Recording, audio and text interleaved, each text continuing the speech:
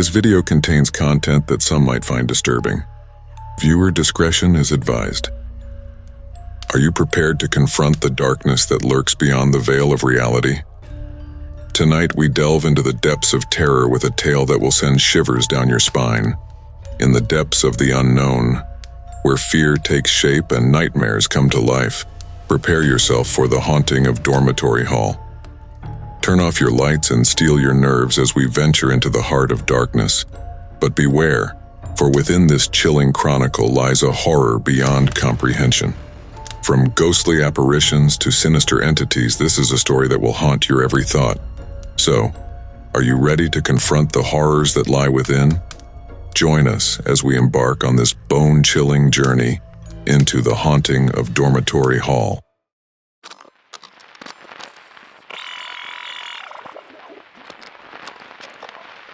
I have a few paranormal events that happened all throughout my life. Most of them are pretty tame, but there is one that got to me and still sticks with me today. About 4 years ago, I was ending my freshman year at college. I had lived in the dorms with a kick-ass roommate and pretty much had a great experience altogether. Towards the end of my last semester, something seemed different in my hall of the dorms. We were all still our lively selves, but just walking into the dorms would give you this massive feeling of dread. We all wrote it off as the stress of finals approaching, but it just felt off. Well, one night after studying, I decide to hit the shower so I can just wake up and make my way to class in a few hours. Before I keep going, I should go ahead and set the layout of our hall and the bathroom. Our hall was one of many halls on a single floor. Each hall had 4 rooms that accommodated 2 people each, or a single room for the residential assistants. The entrance to the halls were massive steel doors with a small window located at one end, and across from it was the bathroom. It seriously felt like a prison block rather than a living quarter for college students. As for the bathroom itself, when you walked in, you were immediately met with 2 sets of sinks, 2 sinks on each side, on your left and right, with massive mirrors facing each other and creating that infinite loop of mirrors. Then past that, you had your 2 urinals and a toilet stall on your left, and 2 showers on your right. When facing the left set of sinks, you could clearly see into the showers from the mirror if the door is open. And in the right set of sinks, you can see the reflection of the shower. The door of the bathroom was identical to the entrance to the hall, a massive steel frame with a small window that didn't allow for much of a view, with good reason. The door was propped open with a giant wooden wedge that couldn't be moved unless you were really trying to close that door. So back to the story. I'm all alone in the bathroom gearing up to go shower. I throw my change of clothes on the right side sink so that way I can reach around the stall and grab them. Once I set my stuff down, I happen to look up into the mirror, and I can see in the distance something almost shimmering inside the shower stall. As I look at it, I notice that it slowly gets closer, like it's jumping from the furthermost layer to the next layer closer.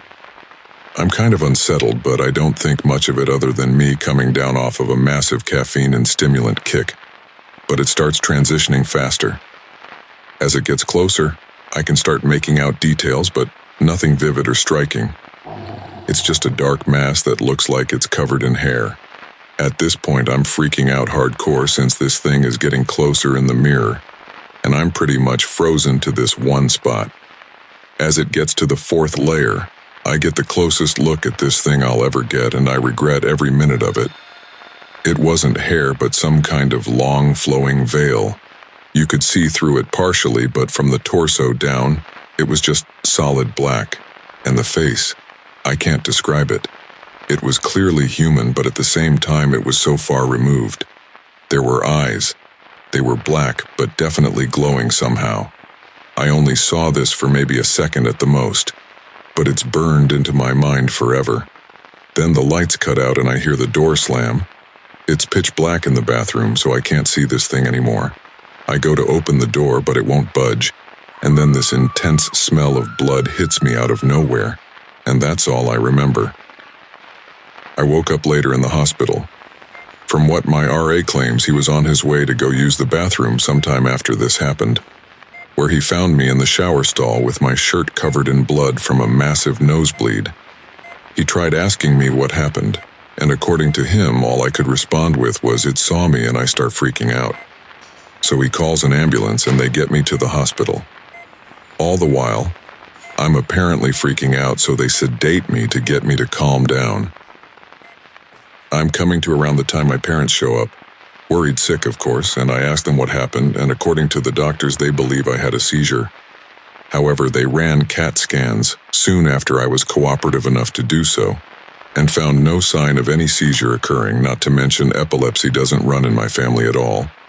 And having taken Adderall countless times in the past, and since then, I've never had a similar side effect, neither hallucinations nor potential seizures. To this day, I still can't bring myself to look into a mirror for more than a minute, and just being stuck in a room with one for an extended period will just cause me to break down. I've been to therapy going on 3 years because of this, and I've talked to countless religious leaders who, besides giving me the general, "Well, you should turn to God in times like these," talks, don't recognize that kind of pattern as anything demonic or evil. And the strangest thing is that before that incident, there were no actual claims of activity in those dorms. And since I left, there hasn't been any either. It was just that one isolated incident.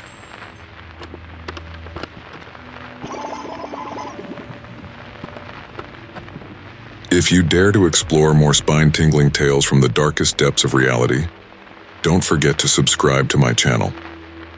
Hit that subscribe button and turn on notifications so you never miss out on another hair-raising encounter. And if you found yourself on the edge of your seat during this journey into the Haunting of Dormitory Hall, show your support by smashing that like button below. Your likes fuel our quest to uncover more bone-chilling stories for you to enjoy.